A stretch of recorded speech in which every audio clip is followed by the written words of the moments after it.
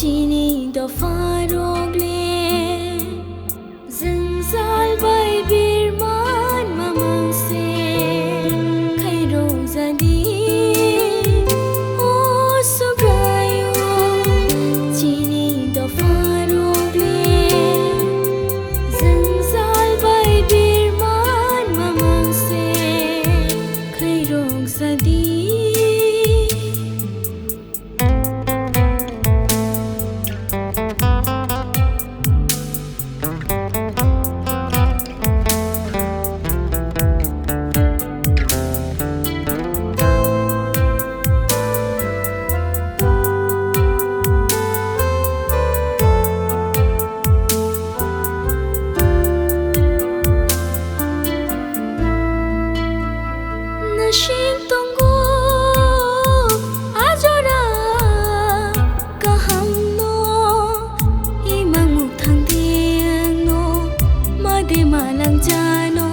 Nashima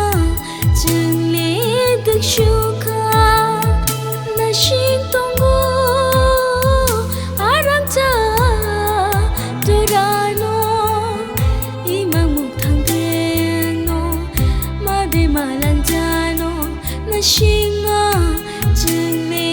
dak shuka khairong zadi o subrayo chini do farogle zingzal bai birman mamang se khairo zadi o subrayo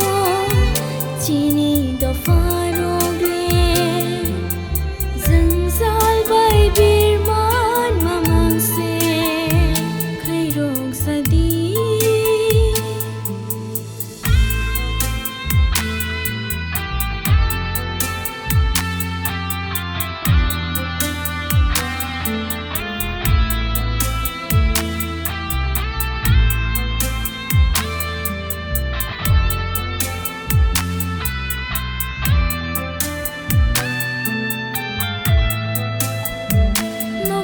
se seleng se no fa se bani zaraiba homo hayangka no fang se seleng se no fa se bani zaraiba homo hayangka o subrayo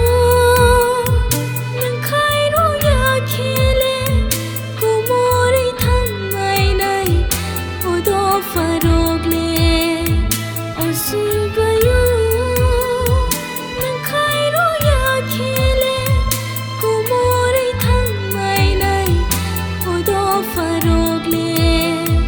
khairong zadi o subrayo chini do farogle zingzal bai birman mamang se